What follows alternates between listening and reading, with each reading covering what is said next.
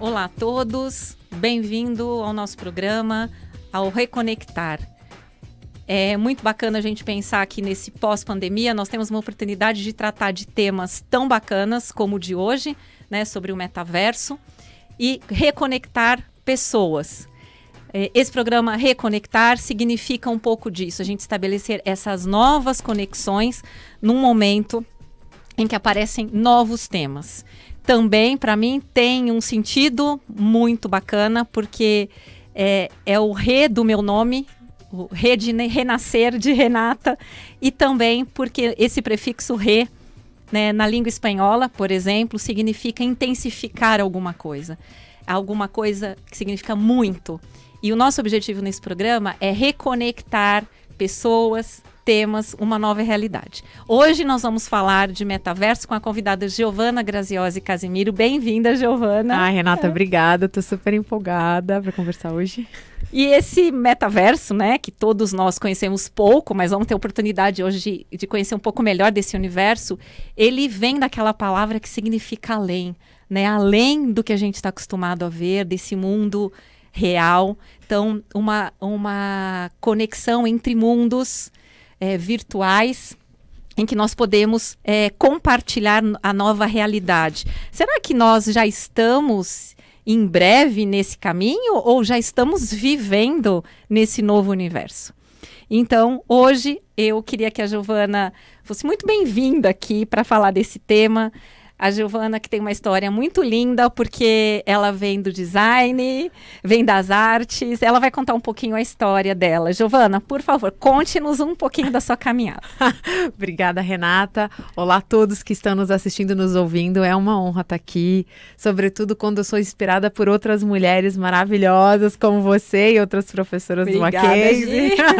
Eu continuo a falar assim, que quanto mais eu caminho nessa jornada, mais eu encontro mulheres inspiradoras aí, disruptoras. São as conexões do universo. Exato, como diz minha mãe, não tem coincidência, providência. Minha mãe fala muito isso.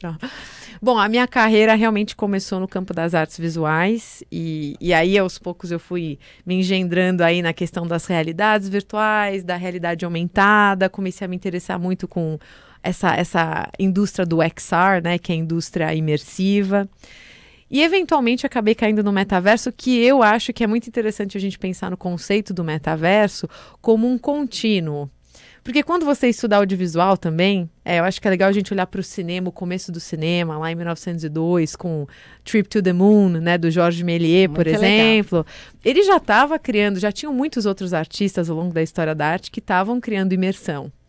E você olha para o início do cinema e é metaverso, né? É um universo dentro do outro, essa ideia de você repensar a realidade, as técnicas. E eu acho que o metaverso está muito nesse lugar, sabe? De continuar a desbloquear as possibilidades criativas e a imaginação do homem. E eu sou apaixonada por esse tema, então... Gi, conta pra gente um pouco, né? Como é que foi a sua trajetória até trabalhar no metaverso, com o metaverso? Começou mesmo como artista, né? Então comecei assim no bacharel em artes visuais, fiz na Federal de Santa Maria, no Rio Grande do Sul, e aí eu comecei uma carreira mais acadêmica. Então eu fiz mestrado em arte e tecnologia, trabalhava muito com videoinstalação. Que legal. E aí eu trabalhei aqui em São Paulo no FILE, que é o Festival de Linguagem Eletrônica, que sempre tem ali na Fiesp. Tá. Então é um festival só focado em arte digital. E isso já bem logo depois da graduação. Então eu já estava desde o princípio muito vinculada à pesquisa em arte e tecnologia, o que já me abriu muitos olhos para essas possibilidades. E aí, eventualmente, na minha jornada como artista, e ao mesmo tempo sempre trabalhei e estudei tudo meio junto, assim. Fiz o doutorado em arquitetura e urbanismo na FAO, com uma pesquisa focada em patrimônio de código aberto. Então, pensar tecnologias open source para a construção do patrimônio, da memória digital. E aí eu já também estava, aos poucos, fazendo projetos como produtora, sabe? Ou de projetos independentes, ou para empresas ou corporações no Brasil e fora que usavam tecnologia. Então, realidade aumentada, realidade virtual, para pensar patrimônio, para pensar uma experiência imersiva de alguma natureza. E nesse caminho todo você chegou até a dar aula de design digital, né? Eu dei aula. Nossa, professora. Eu fui professora no Senac Santo Amaro durante 2 anos e meio, assim. Tá. E foi uma jornada interessante, assim, mas eu acho que eu era muito jovem, porque eu tinha 25, né? Hoje eu tenho 31. E eu acho que foi um pouco difícil para mim entender também, assim, os limites do espaço da educação privada. Algumas universidades são mais tradicionais, né? E aí você acaba tendo alguns limites que você tem que seguir. Eu acho que eu não estava preparada para aquilo, eu ainda tinha um espírito meio wild. Eu acho que eu sou meio um pouco indomável, assim, algumas coisas, e foi muito difícil para mim me conter na instituição. Então, aí, eventualmente, eu decidi, eu acho que eu preciso desbravar mais coisas antes de poder E hoje você ocupar. Trabalha no mundo todo, né? Tá de passagem aqui em São Paulo. Então, Mackenzie, né? É uma honra receber você aqui, que também participou de um evento de metaverso na Faculdade de Direito. Foi muito bacana poder te ouvir, a gente poder debater ali com mais de 300 pessoas no online e 100 alunos no presencial. Fiquei muito feliz. Hoje, vamos lá, eu queria começar te fazendo uma pergunta que é a seguinte. A gente sabe que na cadeia da moda, né, a moda tem uma cadeia criativa e tem uma cadeia produtiva. Na verdade, a moda ela é um produto híbrido, né? Porque, na verdade, é um produto criativo e manufatureiro. E a gente tem muito delimitado, né, que a criação se dá pelos estilistas, pelos designers, e depois o produto vai ser fabricado e vai chegar até o mercado consumidor. Sim. E a minha pergunta é, se no metaverso, será que esse consumidor que tradicionalmente a gente pensa como no final da cadeia, será que ele não estaria também colaborando com esse processo criativo no metaverso? Ele não poderia fazer parte, né, desse processo como um co-criador? Sem dúvida. Eu acho que, primeiro de tudo, é muito importante a gente pensar o metaverso, e vamos chamar talvez de Web 3.0, que eu acho que ela também engloba todas essas novas transações que acontecem, essa ideia do blockchain, né, que a gente pensa das redes criptografadas e tudo mais. Eu acho que o ciclo de consumo e criação estão mudando, porque quando a gente olha para o que é o metaverso hoje, ele é composto de várias plataformas gamificadas, né? E nessas plataformas você tem muitas comunidades de criadores, de designers, de jogadores. E essas comunidades hoje, elas são os grandes consumidores do futuro. Eles estão co-criando com muitas marcas. Então, quando a gente olha para esse movimento da moda no metaverso, ela vem muito desse lugar. São usuários que viraram criadores de 3D, viraram designers, começaram a criar suas próprias coleções de moda virtual para os avatares. E aí vão fazer uma colaboração com uma Gucci da vida, sabe? Tá. Então, realmente, o ciclo de criação já está sendo disruptor, porque, querendo ou não, a cocriação vai ser um grande elemento. Que é a colaboração, né? É o nome, a palavra-chave, talvez, aí. Exato. E eu acho que é quase como se, ao invés de você fazer um produto que vai ser só consumido, e o consumidor, ele está lá no fim dessa cadeia, hoje o consumidor, ele está no começo, no meio, no fim, e o futuro da moda, acho que vai ser isso. É isso. Você consultar os teus consumidores e a relação de lealdade, assim, também, né, de quase que eu diria essa coisa de uma membership, de você criar uma relação direta com a marca, eu acho que vai ser cada vez mais pessoal. As pessoas vão seguir uma marca, vão consumir uma marca no metaverso ou fora, porque elas se identificam com os valores daquela marca, porque elas fizeram parte de um processo criativo daquela marca. Então, esse sentimento de pertencimento é muito forte no metaverso. Muito. Eu acho que o metaverso é sobre nós, né? E eu falo isso porque a Web3 é uma chance da gente realmente libertar a internet do discurso corporativo apenas, porque o corporativo sempre vai estar lá e ele é muito importante de estar lá. Mas é um corporativo que abraça as pessoas. Então, a internet 3.0 é meio que os usuários construírem a internet para os usuários e não uma corporação criar a internet para os usuários, sabe? Sim, aquela ideia, né? Pessoas e pessoas. A relação de pessoas é muito forte. Muito. E assim, quando você olha para essas cadeias, eu concordo muito com você. Eu acho que vai ter essa disrupção, até porque quando você pensa em metaverso, o que você consome no metaverso também é um produto, né? Então, por exemplo, você tem uma marca. Imaginamos que tem uma marca que vai começar a desenvolver uma coleção que vai ser híbrida. Vai ter uma peça física numa loja. Tá, e uma digital. E uma digital para um avatar. O produto digital, ele pode ser consumido muito antes, ou muito depois, ou em separado, ou conectado com aquele produto físico.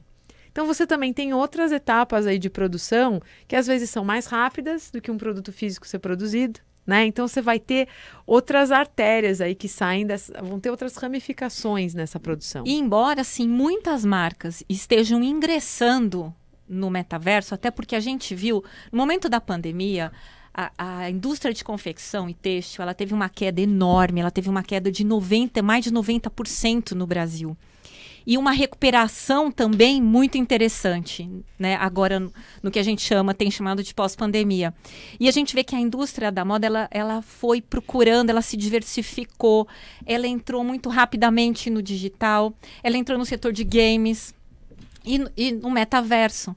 E nós vimos, em março desse ano, eu queria que você contasse um pouco como é que foi essa sua experiência, você liderando aí na plataforma, o Metaverso Fashion Week, com mais de 30 marcas de luxo, né? E como é que foi? Conta um pouco pra gente isso. Tem marca que veio do físico para o metaverso ou existem marcas que nasceram já no metaverso? Como é que foi essa experiência? Conta um pouco pra gente. Lógico. Bom, primeiro que eu ter virado a Head of Metaverse Fashion Week foi uma honra, assim, de ter sido escolhida dentro do time da Decentraland, que é o metaverso em que eu trabalho, para realmente liderar esse projeto e poder conectar muitos desses criadores com marcas. Então, acho que eu sempre falo, ser um hub, ser essa facilitadora me traz um prazer imenso como profissional. E é super importante nesse momento. Porque a gente tem que ajudar esses criadores que vão ser realmente os visionários dos próximos anos da moda, do consumo, do design. E foi um evento muito especial. Eu acho que foi um evento muito especial porque já tinham acontecido outras semanas de moda no metaverso e a gente tem que sempre lembrar que essa iniciativa também estava acontecendo com outros criadores menores, metaversos menores, mas essa teve um quê muito único, porque a gente conseguiu realmente reunir um número muito grande de marcas. Então a gente conseguiu trazer, como você falou, 30 marcas de luxo e no total em torno de 70 marcas participando, entre marcas só digitais, streetwear, grandes redes, tipo a Forever 21. Então, foi uma experiência muito interessante porque a gente vê mesmo os desafios das marcas. E muito louco é que desde março até agora, eu acho que muita coisa já mudou. Muitas marcas que estavam ainda tentando entender começaram a fazer estratégias mais claras do que é entrar no metaverso, de como elas podem criar as coleções delas e as comunidades delas. E também pode ter sido uma grande inspiração para muitas marcas, essa experiência, né? Esperamos que sim. Espero que sim. Porque eu acho que é um pouco sair da zona de conforto, sabe? Eu sinto que as marcas, elas, sobretudo a área de luxo, né? Elas têm já um standard que elas seguem, um padrão há muitos anos, porque é um mercado muito tradicional. Então, acho que muitas marcas ainda não entraram no metaverso, têm um certo receio de entrar sem saber direito o porquê. E eu acho que essa tomada de consciência é importante. Se você é uma marca, eu falei isso muito para as marcas que vieram falar com a gente. Entrem sabendo que vocês têm os valores de vocês lá.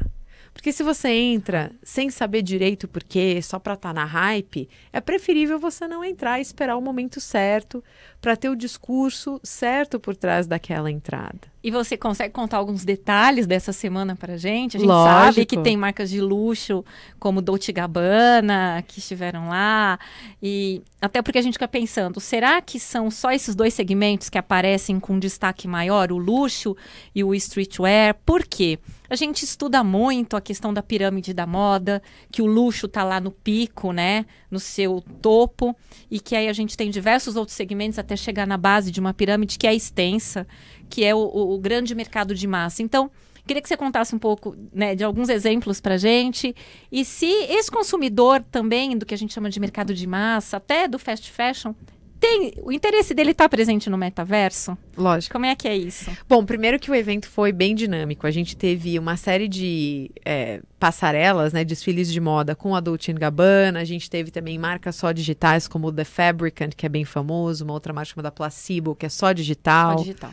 A gente teve o Peter Dundas, que é muito famoso nos Estados Unidos. Ele também tem várias roupas do Super Bowl. Ele é maravilhoso, assim. E ele fez um desfile muito único. Então, além dos desfiles de moda, a gente teve lojas virtuais, a gente teve uma série de festas no final de todos os dias de evento, virtuais, né? Virtuais. Todas virtuais no metaverso. E a gente também teve uma série de panel talks, assim, de mesas redondas, trazendo profissionais muito importantes. Por exemplo, o Alexandre Betac, que ele é um grande produtor de desfiles de moda há muitos anos da Yves Saint Laurent, da Fendi, da Dior, e ele tem um espaço de produção super tradicional em Paris, e ele veio falar um pouco, porque eu acho que também não é só sobre as marcas, mas toda essa indústria de produção de eventos, de produção de desfiles, de semanas de moda, então foi bem diverso. A gente teve coisas bem únicas, assim, então, por exemplo, a Dolce & Gabbana criou uma coleção única, inédita para esse evento, que agora está sendo transformada em uma coleção para os avatares da Decentraland, em que você realmente pode vestir aquilo que foi desfilado. Aquilo que foi desfilado. E os modelos, as modelos também eram gatos, né? Então teve essa brincadeira de ser uma catwalk com gatos. Então eles realmente saíram um pouquinho da zona de conforto e criaram uma coisa mais metaversica aí, né? Se a gente for falar. Que foi o maior sucesso, né? Foi divertido. Então, assim, cada um pode ter o seu avatar para participar, e eu acho que aí tem muito aquilo da moda, né? A moda nos identifica, traz aquele sentimento e aquela oportunidade de você ser quem você é. E esse ambiente do metaverso, você acha que é um pouco disso, né? É a possibilidade para as pessoas poderem ser aquilo que elas quiserem. Lógico, eu acho que o metaverso ele tem assim um caráter de autoexpressão, de identidade, o pertencimento. E quando você comentou sobre a horizontalidade, né? Eu acho que pensar na pirâmide, isso tem muito a ver também com a questão de self-expression, de autoexpressão, porque eu vejo que essa nova economia criativa que está nascendo da Web3, desse metaverso, ela é mais horizontal, porque você tem menos esses middlemen, sabe? Essas pessoas que tentam mediar o designer e a grande marca. Na verdade, a conversa é mais direta entre o designer e a marca. E eles vão trocar, né, experiências, trocar especialidades. Então, hoje você vai trabalhar com uma pessoa que está numa comunidade de qualquer metaverso, que é super bom em 3D, ele tem muito a ensinar para essas marcas, né? E essas marcas têm muito a ensinar para ele do que é o mercado, do quais são os valores que estão sendo passados. Então, do ponto de vista profissional, eu acho que aquela questão da horizontalização é muito importante. E aí, individualmente, óbvio, quando você vai para o metaverso, é uma experiência em primeira pessoa, né? É o teu avatar andando num mundo virtual, é você se expressando através da moda. A moda ela é muito importante na discussão da Web 3.0, porque ela é o teu instrumento de comunicação visual. Exato. Hoje, e aí andaram me perguntando, e eu vou perguntar para você, andaram me perguntando o seguinte, mas nesse mundo de advogados, nesse mundo do direito, a gente tem até a pós-graduação em Direito da Moda aqui no Mackenzie, né, que é um curso pioneiro, o Mackenzie, como sempre, entre a tradição e o pioneirismo, né, tem espaço para os advogados no metaverso, como advogados? Conta um pouco pra gente. Tem uma experiência aí que você pode contar? Então, na verdade, a gente até comentou no evento que você organizou com a professora Evane, que tem uma advogada, tem muito espaço. Acho que, primeiro de tudo, discutir o direito no âmbito do blockchain, da Web 3.0, de toda essa crypto community, né, desse movimento cripto que está nascendo. Tem um espaço gigantesco aí para a comunidade do direito repensar a internet, direitos autorais, uso IP rights, um monte de coisa. Exato, os direitos das pessoas, né? Exato. Igualdade, inclusão, liberdade, até a privacidade tem, né? É muito bom, assim, isso aí dá muito pano para manga. E você vê que tem alguns advogados que já estão. Tem uma advogada que recentemente abriu um escritório na Decentraland. E eu imagino que em outros metaversos tenham advogados que fiquem lá disponíveis para atendimento online. Eu acho que as pessoas às vezes têm um pouco de medo de achar que o metaverso é uma coisa muito diferente do que elas conhecem. Mas é só uma continuidade da internet. Se hoje, sei lá, você às vezes faz uma chamada de Zoom com o seu advogado, o seu médico, o seu psicólogo, vai ser um pouco isso, mas de uma maneira um pouco mais espacial. Sim, né? Você tá lá com o seu avatar fazendo uma consulta com o advogado. Exato. E eu sei que tem empreendimentos brasileiros que estão sendo super pioneiros. Então, por exemplo, a House, que é aquele... Sim. Eles já têm um espaço no metaverso, na Decentraland, que já é híbrido, porque está conectado com uma loja deles no Oscar Freire, e eles já fizeram vendas no metaverso. Então, a gente está tratando o metaverso hoje como um espaço separado da internet, mas só é uma continuidade num outro formato. Acho que é um formato um pouco mais pessoal, um pouco mais individual no aspecto que você sente aquele espaço, de alguma forma você navega naquele espaço, você tem uma presença naquele espaço.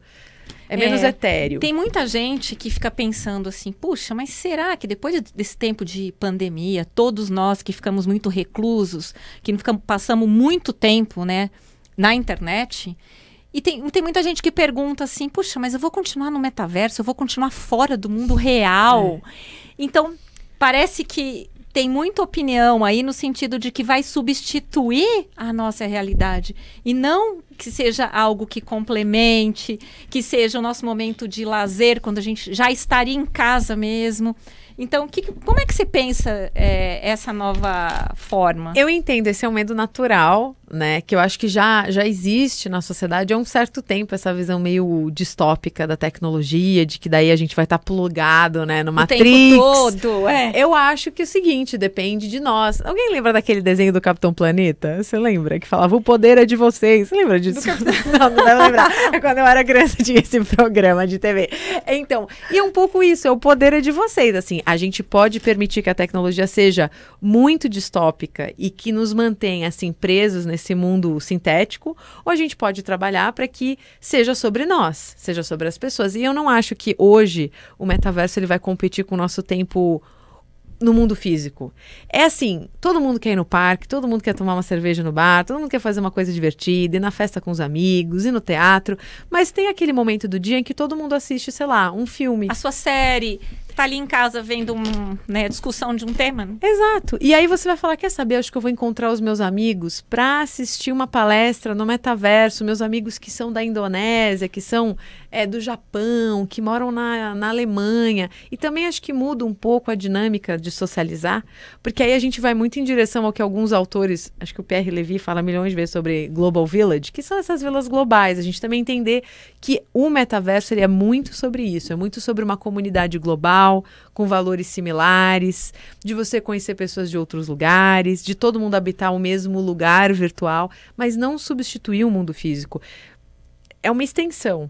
Extensão, é algo natural, que acontece naturalmente pelo desenvolvimento da tecnologia, da inovação, e não algo, né, que vem aí para te desafiar a ser tão diferente, né? Eu acho que com o tempo vai acabar sendo muito natural na vida das pessoas, né? Todo mundo vai ter o seu espaço, vai ter a sua forma de estar presente ali, né? É a soma, não é a subtração. E eu acho que a prova disso é que quando a internet começou, nem todo mundo tinha site, né? E daí, de repente, todas as lojas hoje têm site. Todos os sites tem e-commerce. Todos nós temos um perfil, e se não em múltiplas redes sociais. Então, e isso não deixou de ser parte do mundo físico. Foi normalizado e incorporado. E você acha que para as marcas vai ser uma forma de expansão da marca? Quer dizer, a marca que está no mundo físico é uma forma de expandir. A marca, será que ela vai ser natural? Ela está no metaverso? Como é que você vê isso aí? Eu acho que sim. Eu acho que sim, porque é um pouco essa etapa. Hoje, quando você vai fazer, sei lá, você é uma marca de roupa, você tem um site, né? O próximo passo natural é você gamificar essa experiência. Eu acho que essa é a próxima etapa natural. Que as pessoas não só vão lá para comprar, mas elas talvez possam provar aquela roupa no avatar delas, ou elas possam provar isso numa foto delas. Elas podem também ser bonificadas. Eu acho que agora cada vez mais tem essa discussão de que você... isso é muito legal. Não é? Do mundo virtual vai para o físico, por exemplo. Exato. Então, você vai numa loja virtual do metaverso. Aí você decide comprar uma roupa virtual no metaverso e te dá um voucher de desconto numa roupa física no shopping, entendeu? Ou te dá uma peça física equivalente à peça virtual, ou vice-versa. E eu acho que é um pouco isso. Agora é um momento em que as marcas elas podem dar um pouquinho de volta para os seus consumidores, sabe? Criar uma relação mais próxima, realmente de família. Não é à toa que algumas marcas estão criando um projeto que se chama Family, porque é um pouco isso, né? Muito legal. Ô Gi, tem alguma marca brasileira que está presente no metaverso e que você pode citar e falar, puxa, muito legal o que essa marca está fazendo, que tem alguma conexão com o físico já, ou uma marca que só nasceu no metaverso? Tem alguma Então, eu acho que a gente tem que destacar que essa marca que eu mencionei, o The Fabricant, que é uma marca só digital, que a gente fala digital only, ele é fundado por uma brasileira, a Adriana. Se a Adriana está ouvindo, beijos, Adriana. Tem que entrevistar a Adriana. Ela é maravilhosa e ela é fundadora da The Fabricant, que foi a primeira marca de roupa só digital, assim, a fazer, assim, a venda, o leilão de um vestido digital. Então, eu acho que é legal a gente colocar aqui mais uma mulher brasileira ali, super pioneira, à frente de um projeto único. E essa marca só vende roupas em forma de NFT, né? Então, são roupas digitais que você coleciona e eles têm feito coleções incríveis em parceria com projetos de NFT. Então, por exemplo, tem um chamado World of Women. E ele é só, assim, de NFTs, profile pictures, que são aquelas fotos que você coloca no seu Twitter e tal. Eles fizeram uma colaboração com essa comunidade de NFTs e fizeram uma coleção toda inspirada naquela série de NFTs. Então, eu acho que eles são um ótimo exemplo. Mas tem marcas físicas, por exemplo, a Reserva tem feito um trabalho bastante interessante também de entrar no mundo cripto. Eu acho que a Renner recentemente entrou. Eu vi a notícia, né, da Renner. Então, acho que as marcas, e tem outras marcas também que estão aos poucos entrando, e você percebe que tem um desejo das marcas do Brasil, assim, de explorarem. Mas eu acho que a gente tem que trazer mais educação para o público consumidor, né, e pensar na acessibilidade para essas tecnologias no Brasil. Claro. A gente conheceu muito, né, quem trabalha com moda se encantou muito pelo metaverso, especialmente por causa da semana, né, que vocês fizeram, né, o Metaverse Fashion Week. E isso, será que vai se incorporar como são as semanas de moda no mundo? Você acha que no metaverso já vai ser uma tradição essas semanas? Eu quero, né? Eu acho que o que é legal é que se eu fosse, por exemplo, um estilista, eu acho que eu poderia explorar muito uma narrativa, sabe? Que às vezes começa no meu show físico em Milão, e aí eu consigo estender aquela experiência dentro do metaverso de uma maneira mais lúdica, porque querendo ou não, os espaços virtuais, eles permitem que você brinque com a física, com os limites da gravidade, com as escalas, né? Você pode estar dentro de um vestido gigante, você também pode ter um vestido piquititico, você pode, né? Até, né, a forma da loja se apresentar, Exato. né? Eu lembro que você falou muito disso, que é desafiador, e o design. Exato, são as arquiteturas impossíveis, assim, que você pode fazer coisas que você pode entrar numa loja que é uma bolsa gigante da Hermès, ou você pode entrar numa loja de cabeça para baixo, uma loja que está flutuando. Então, acho que também todos esses conceitos, eles podem complementar a narrativa visual desse artista, que começa ali no desfile físico e pode terminar no metaverso, ou o contrário. Então, eu espero muito que a gente consiga fazer essas pontes e meio que abraçar as semanas físicas dentro do metaverso e vice-versa. Ô Gi, e uma última questão aí que eu pensei. Será que o metaverso também pode nos ajudar a enxergar problemas da nossa realidade? Então, por exemplo, a gente consegue, pelo metaverso, perceber que algumas questões que a gente gostaria de mudar na nossa realidade estão sendo replicadas lá. Será que acende aí uma luz para dizer, olha, vamos rever isso? Né? Será que a gente está replicando exatamente algo que não é tão legal? Acontece também? Acontece. Eu acho que, bom, primeiro a gente é ser humano, né? Então o ser humano tende a replicar alguns modelos que estão meio calcificados aí no que somos, quem somos, né? Mas, por exemplo, eu vejo muito em alguns metaversos que envolvem a compra de imóveis, né, ou terras virtuais, que às vezes você tem um voto proporcional. Por exemplo, a própria Decentraland, ela é uma DAO, né? Que você pode adquirir terrenos. Isso, e você vota. E você tem assim, a comunidade vota em medidas, porque a Decentraland, especificamente, é uma plataforma onde os usuários são donos da plataforma, não é uma corporação. Então, é quase como uma comunidade que é dona da plataforma e vota em medidas para melhorar aquela plataforma. Só que esses votos, eles são diretamente proporcionais aos bens virtuais que você tem. Que é muito o que acontece no mundo físico. Exato. Então, se você tem muito dinheiro, você tem mais voz do que aquela pessoa que tem menos dinheiro, né? Ou mais propriedades. Então, eu acho que naturalmente isso vai acontecer, mas aí a gente tem que fazer um questionamento. O que o metaverso traz que também é de valor? Engajamento? Um usuário muito engajado? Talvez ele tenha direito também a ter um voto mais poderoso, ou uma pessoa muito presente, que tem uma retenção, a gente chama de retenção, que é quando o usuário fica muitas horas no jogo. Então eu acho que a gente está aprendendo a repensar esses modelos, mas muitos modelos ainda são quase que uma réplica. Assim. Sim.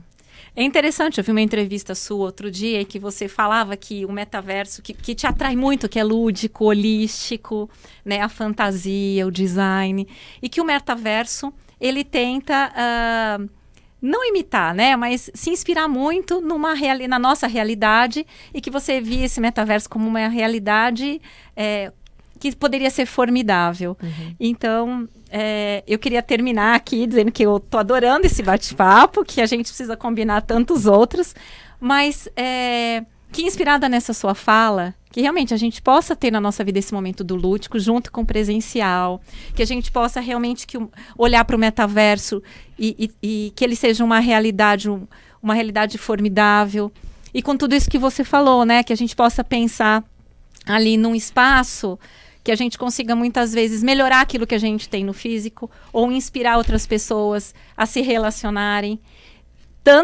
Tantos valores e tanta coisa positiva que a gente pode né, ver nesse metaverso. Eu queria então, se você tem algum convite a quem está nos ouvindo aqui, né, para vir conhecer, porque eu acho que a gente muitas vezes tem uma pré-concepção de alguma coisa e sem conhecer. Então, Gi, o que você diria para essas pessoas, para a gente poder convidá-los a conhecer esse novo mundo? Bom, eu primeiro diria que o metaverso é o espaço de todos. Eu acho que é um espaço de horizontalização, é um espaço da gente equalizar, né, as coisas um pouco mais.